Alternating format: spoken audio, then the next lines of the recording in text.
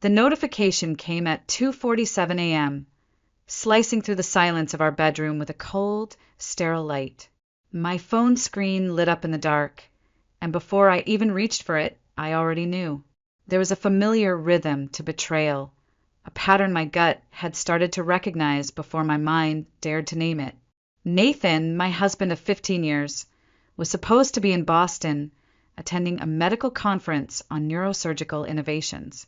His itinerary had been shared dutifully on our joint calendar, complete with hotel booking numbers and lecture schedules. I'd kissed him goodbye at the airport just 2 days ago, watched him disappear through security with his laptop bag and navy overcoat. And yet here it was, an alert from our shared credit card. $1,489. First-class international flights. 2 passengers. I stared at the digits until they blurred. My breathing was steady, my fingers cold. Lying in the king-size bed Nathan insisted we import from Italy, under Egyptian cotton sheets he'd claimed were worth every dollar for spinal support. I suddenly felt like I was drowning in someone else's life. His life. Nathan had always curated everything around us as if our home were a portfolio. The hardwood floors flown in from a little town outside Florence. The smart lighting system that changed hues depending on the time of day. The artwork, always minimalist, always expensive. He called it a reflection of success. I called it a showroom. I slipped out of bed, careful not to disturb the silence. The hardwood felt cool against my bare feet as I moved down the hall, past the hallway gallery of Nathan's diplomas, framed in custom walnut. His home office smelled faintly of leather and antiseptic. I sat down in his ergonomic chair, the one he swore helped with lumbar fatigue. The screen flickered awake at a tap. I didn't need to think twice about his password. Our wedding date, followed by his mother's maiden name. Predictable. Secure. Only if you didn't know the man behind the mask. His inbox open like a wound. It was all there. Flights to Malé, confirmation for a beachfront villa in the Maldives, itinerary notes for couples massages and sunset cruises. My gaze landed on the name Lexi Monroe. I didn't recognize it at first, but the picture attached to a hotel reservation made it clear. Blonde. Tall. 20-something. Probably the pharmaceutical sales rep from that conference last spring. The one who kept calling at odd hours and sending overly friendly emails with winking emojis. I sat back in his chair and let the weight of it settle. I should have felt something explosive. Rage, despair, the kind of betrayal that makes you scream into a pillow. But I didn't. Instead, I felt clarity. Cold, precise clarity. This wasn't a detonation. It was diagnosis. I had seen the symptoms for months. The new cologne he claimed a patient had gifted him, the evening jogs that stretched until midnight, the sudden gym membership, the interest in cooking light Mediterranean meals and going gluten-free. He'd been preparing for his escape the way a surgeon prepares for a major procedure. Quietly, meticulously, assuming no one else in the room was paying attention. He thought I was asleep all this time, that I was busy arranging dinner parties, booking spa appointments, keeping the house pretty. He had no idea I was watching, learning, preparing.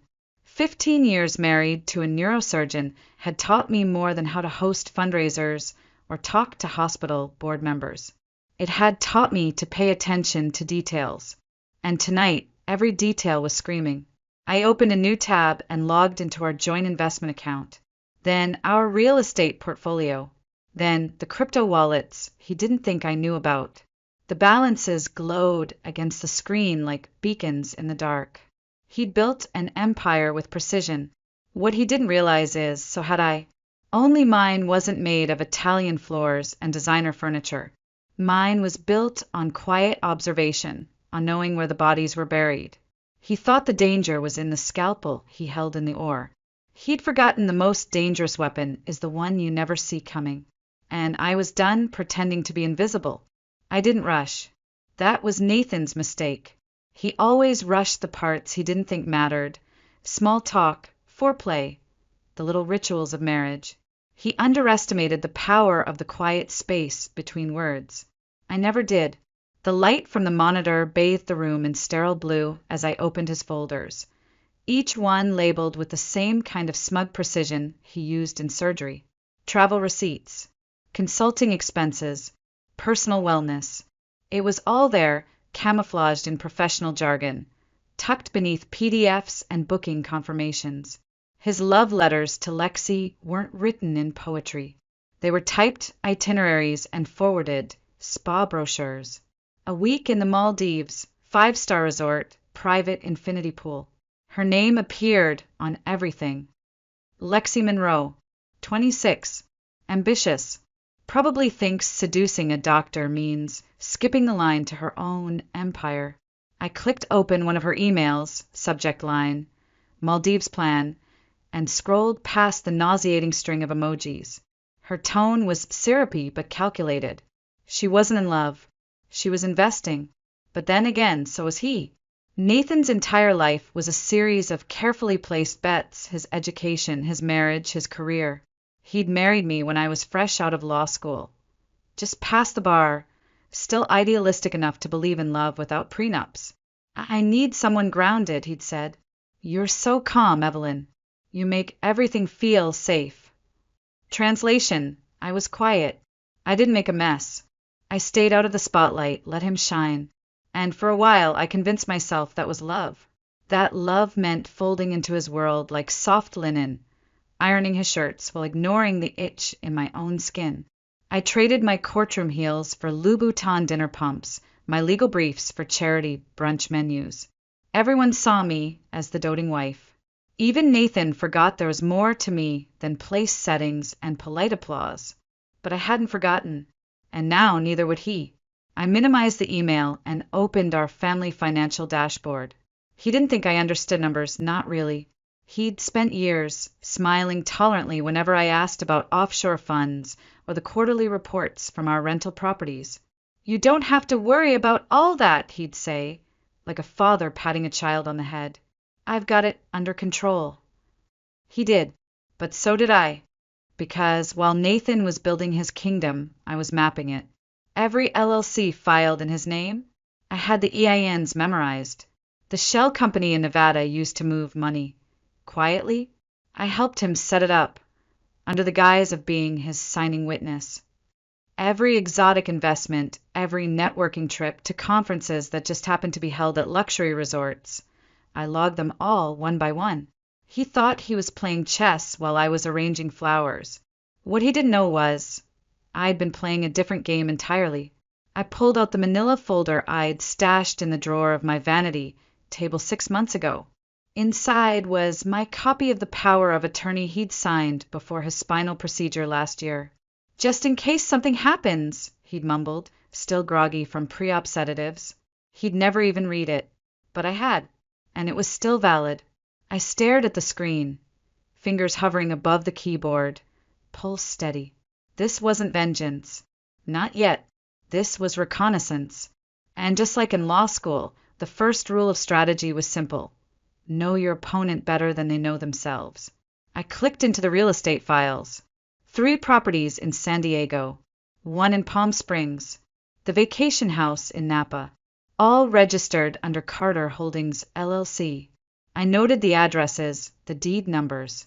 Next tab, vehicles. 1 Mercedes, 1 Tesla, and his precious vintage Aston Martin, a statement piece he bought last year after turning 50. Next, his watch collection, stored in a climate-controlled vault. Estimated value, just over $350,000. He'd called them investments. He was about to learn just how liquid those investments could be. The house was still quiet. The air had that early morning hush, like the city hadn't woken up enough to judge me yet. I reached for my phone, scrolled through contacts, and tapped the name that hadn't been used in years. Edward Langston, family attorney. The phone rang twice before he answered, voice groggy. Evelyn. I smiled just slightly. Hi, Edward. I need to talk business. Edward met me at his office, just after 8. He hadn't even changed out of his jogging suit, but the moment he saw the look in my eyes, he knew this wasn't a social call. We didn't waste time with pleasantries. I handed him the power of attorney and a typed summary I'd compiled between 3 and 6 am. Every asset, every account, every line item Nathan had ever tried to keep under wraps. Edward whistled softly as he flipped through the pages. "You've been thorough." 15 years of practice, I said. I want everything transferred. Everything he owns. Frozen. Sold. Secured. I want him to come back and find a ghost town. Edward raised an eyebrow. "You're not planning to tell him first?" I looked at him level. "He's in the Maldives with another woman, using our money." "No, Edward. I'm not giving him a warning. I'm giving him a reckoning." By mid-morning, I was standing in the vault of Carter House Auction and Private Collections. One of Nathan's old friends had once joked that the only thing he valued more than his practice was his vintage watch collection. He wasn't wrong. Each piece rested in its custom-cut display case like a crown jewel. He had names for them. Stories. A Rolex Daytona, once owned by a Formula One driver. A Patek Philippe he claimed was a better investment than gold. A custom Painrai, engraved with the words "Time is power." I ran my finger over the glass and smiled. Let's see how powerful time feels when it's auctioned off in pieces. The auction house's appraiser, a sharply dressed woman named Alina, walked me through the estimates. "Your husband has a remarkable eye," she said, tapping notes into her tablet. "This is easily one of the most valuable private collections I've seen this year. And if you're looking to liquidate quickly, I already have discreet buyers in mind." "Discreet is exactly what I need," I said, "and fast. I'll leave the coordination to you." By noon, I was back at the house where a moving company was boxing up Nathan's office. I'd told them it was a last-minute redesign. They didn't ask questions. The only thing left untouched was his degrees, still lying neatly on the wall, bearing seals from Harvard, Johns Hopkins, Stanford. He'd always said those papers were what made people trust him, but now they just looked like artifacts from a story no longer true.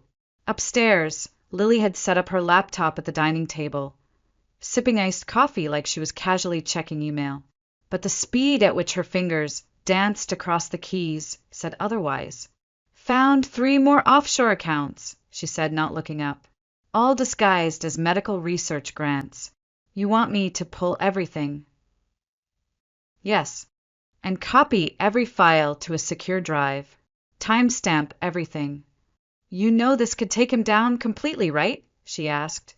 "Like federal prison levels of trouble." "That's the point," I replied. She nodded once.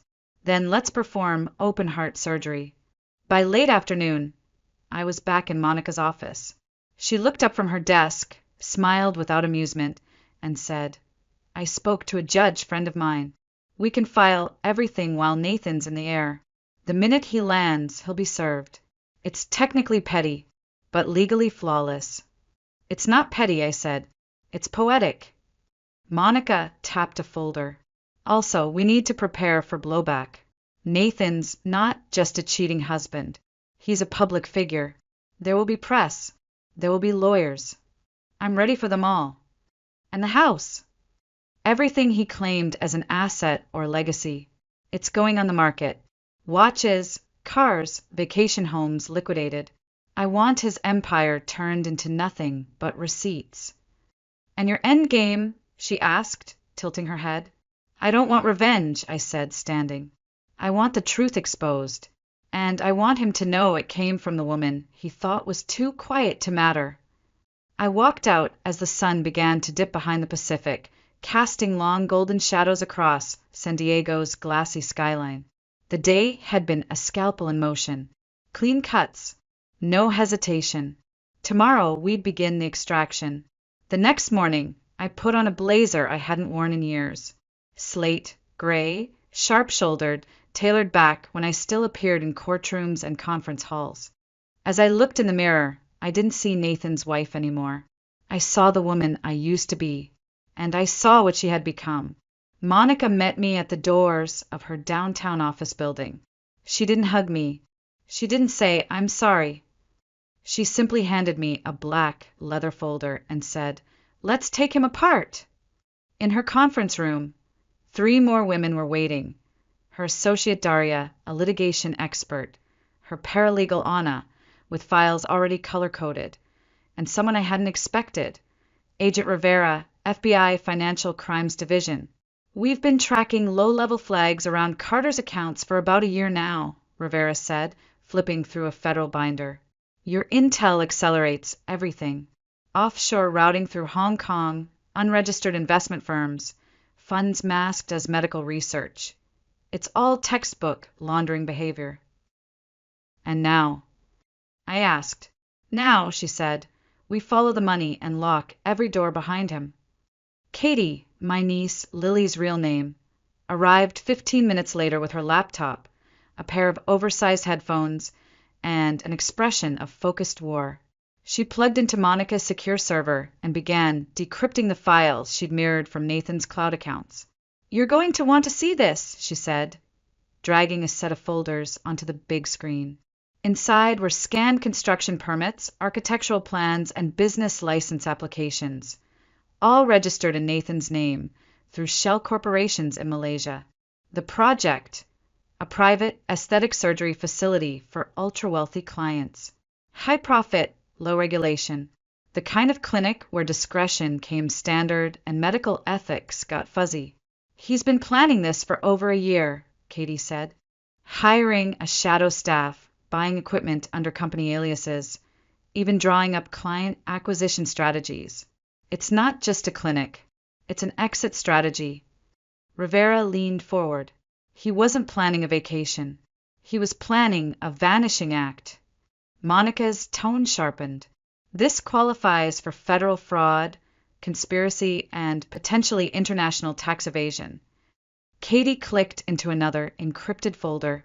"And here's where it gets dirtier."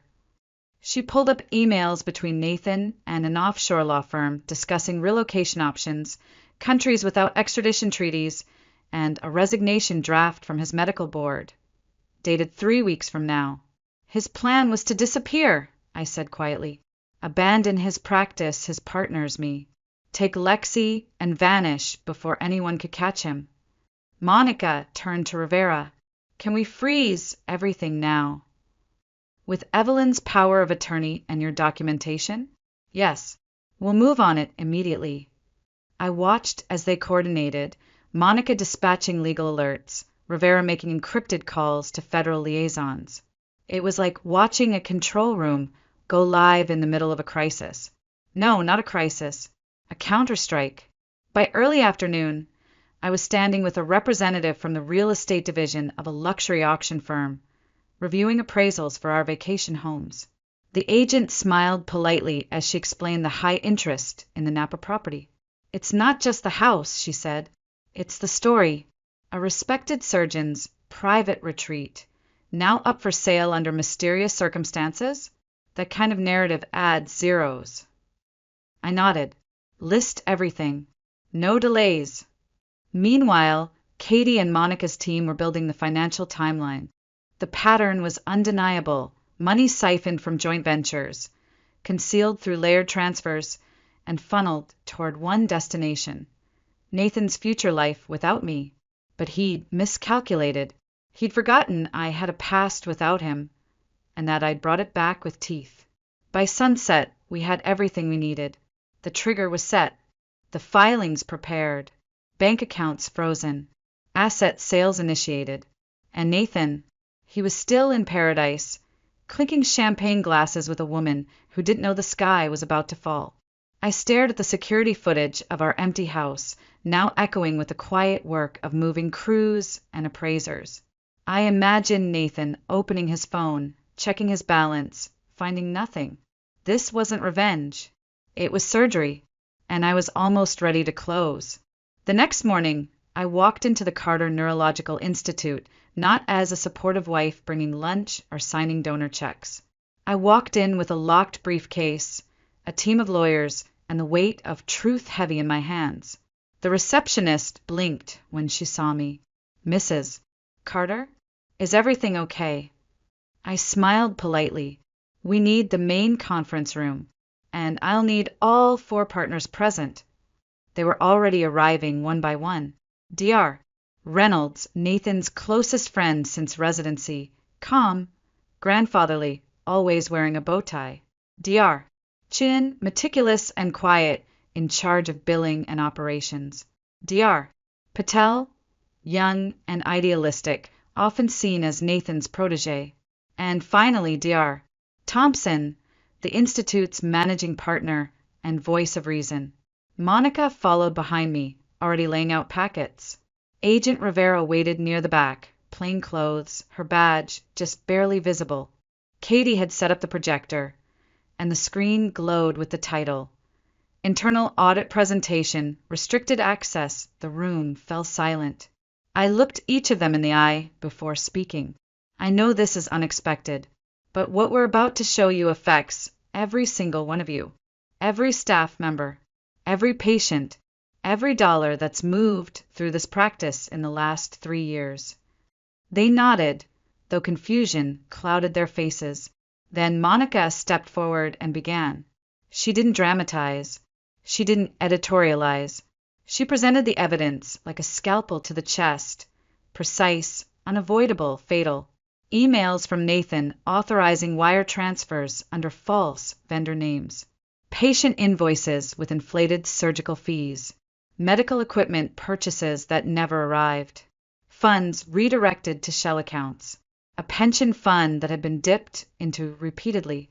Travel reimbursements for trips that didn't exist. Dr. Reynolds removed his glasses and rubbed his face. All these years, he whispered. We trusted him. He was our friend. Dr. Chin was pale. The pension fund. My retirement. We're working to recover everything, Monica assured them. But you need to move now. Access has to be restricted. All systems changed. We believe Dr. Carter was preparing to resign and disappear. His departure would have left you with a collapsed practice and legal liability. Dr. Patel looked devastated. He mentored me. I thought he played all of you, I said, my voice low but steady. He used your trust as his cover, just like he used mine. Agent Rivera stepped forward. With your permission, we'll coordinate with the hospital board. We need to flag every patient record, every billing pattern. There are signs this extends beyond financial fraud, insurance manipulation, unnecessary procedures, possibly even medical ethics violations. Dr. Thompson, stoic until now, finally spoke. Do whatever you need to do. Lock it down. Protect the patients. And make sure he never steps foot in this building again. As Monica distributed emergency legal orders and Rivera called in the forensic accountants, I sat at the corner of the table, silent, watching the cracks form in the walls of Nathan's empire. No raised voices, no hysteria, just the cold efficiency of an institution performing emergency surgery on itself, cutting out its own rot. My phone buzzed. A text from Nathan. Just met someone interesting at breakfast. Investor for the clinic.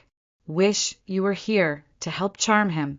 I stared at it for a moment, then turned my gaze to the security feed on my phone. Another moving truck had arrived at the house. The wine cellar inventory was nearly complete. The furniture appraisers were finishing the second floor. I whispered, "Oh, I'm being charming, Nathan. Just not in the way you expected." Across the table, the forensic team spread out folders like crime scene photos. Every account, every shell company, every name.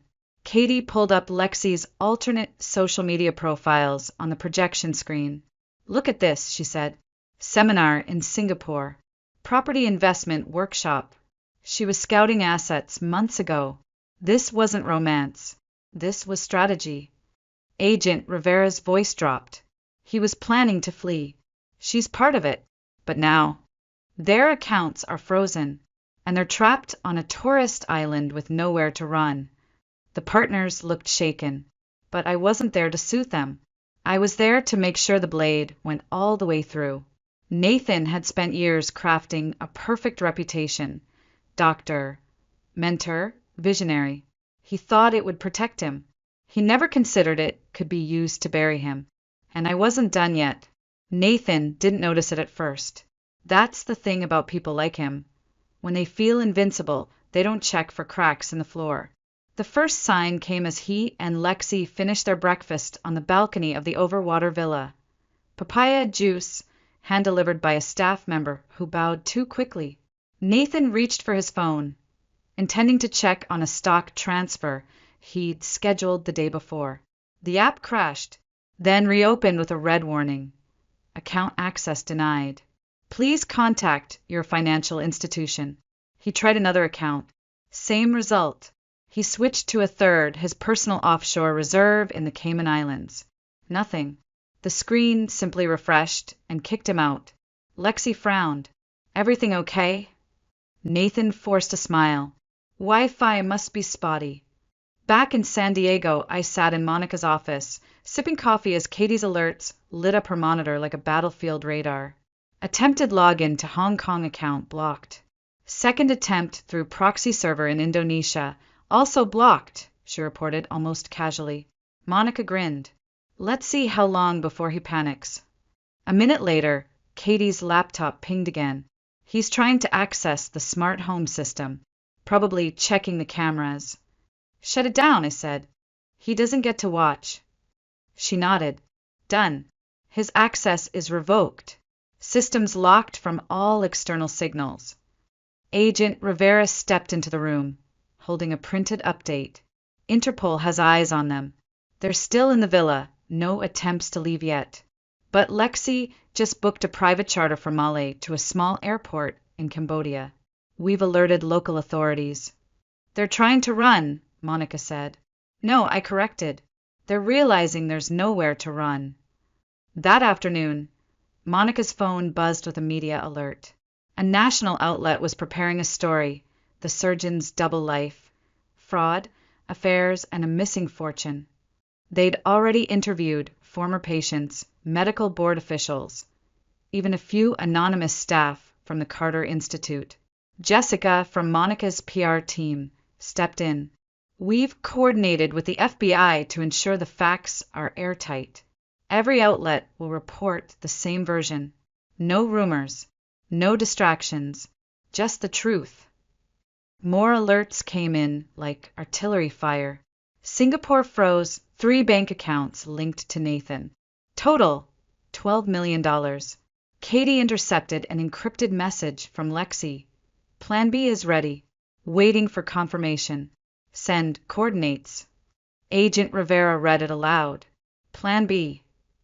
Track it, she ordered, and get me everything on it.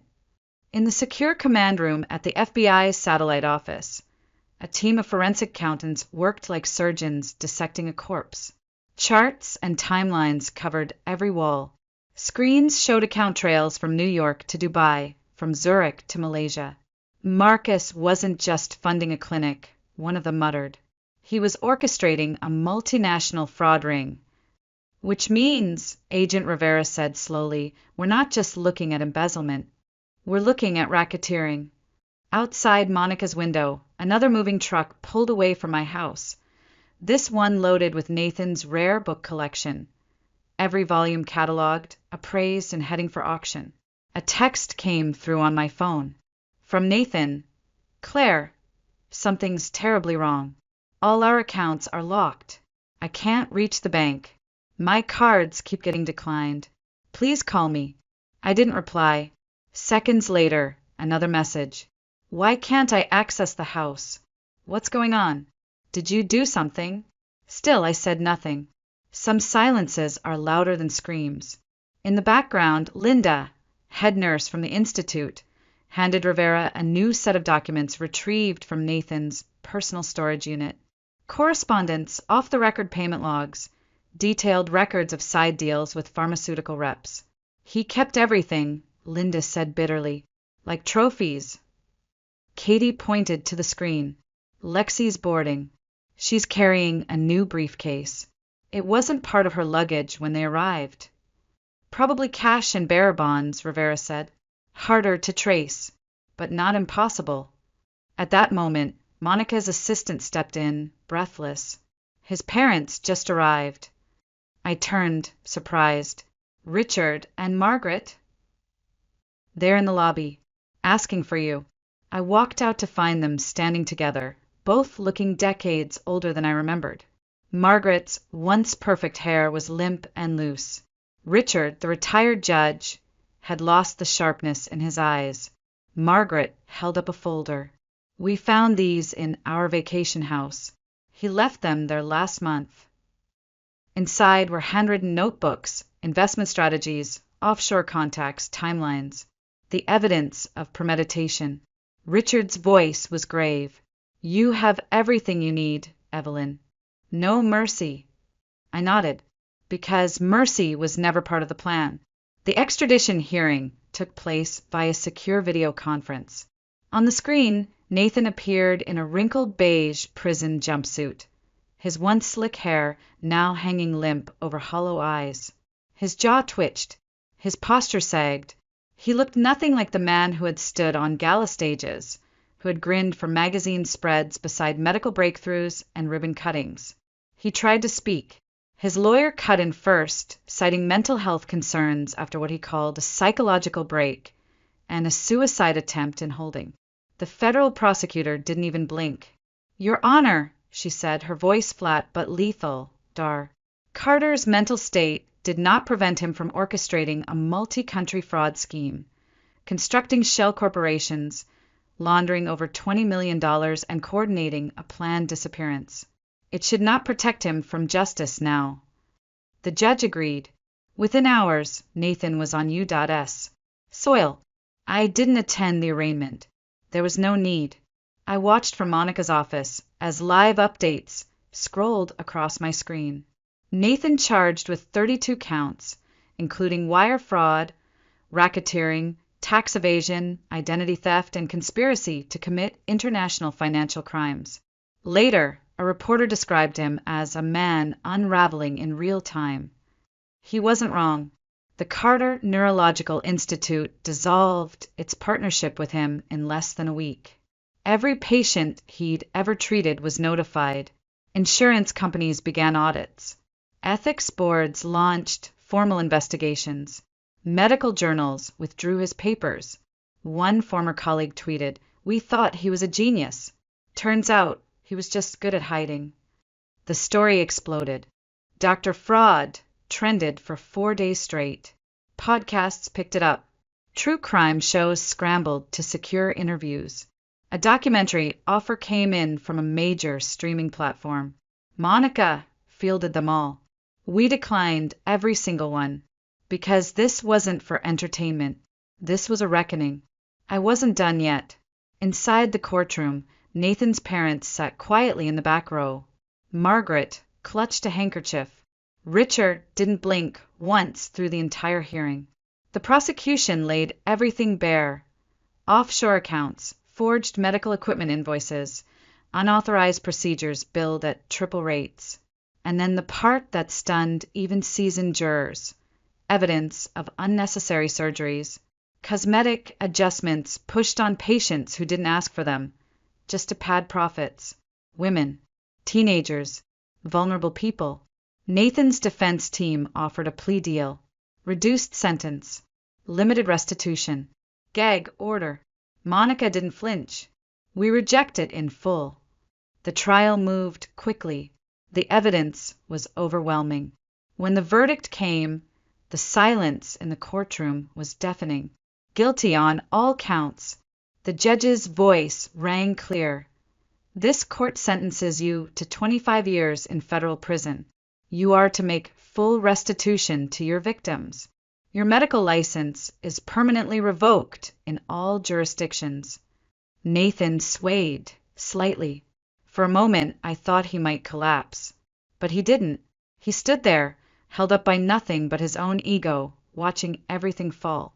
As he was led away, he turned to me, face hollow, voice barely a whisper. Evelyn, please. We can fix this. I just need a chance to explain. I didn't speak, because there was nothing left to say. Outside the courthouse, reporters shouted my name. I kept walking. Back at the house, now stripped of art, furniture, and memory. I stood by the window, watching the final moving truck pull away. It was empty now, not just of possessions, but of weight. I had no interest in rebuilding the life Nathan destroyed. I wasn't here to salvage his name or start over. I was here to finish it, cleanly, completely. Weeks later, I sat on a quiet patio at a small legal nonprofit, reviewing applications for women seeking financial protection from controlling spouses. One of the new volunteers brought me tea and asked why I was smiling. I looked down at the file in my lap. No reason, I said, but I knew the reason. It was the first time in 15 years I could breathe without permission. They say revenge is bitter, that it corrodes the soul and leaves nothing but ash behind. But standing there, watching his empire crumble, I didn't feel bitter. I didn't feel triumphant either. I felt clean, like someone finally waking up from anesthesia and remembering who she used to be. For 15 years, I wore silence like armor, smiled when I wanted to scream, shrunk so he could shine. I let the world believe I was just a beautiful wife, a gracious hostess, a shadow in someone else's legacy. But shadows remember. We remember what was said when no one else was listening. We remember the patterns, the lies, the weight of every moment we were told to sit down and be grateful. And sometimes we take notes. He thought I would never leave. He thought I couldn't survive without him. He was wrong. I didn't just survive. I watched him burn, slowly, legally, methodically, and I never once looked away. Not because I needed him to suffer, but because I needed to prove to myself that I was never the weak one. I was just quiet, and sometimes the quietest woman in the room is the one writing the ending.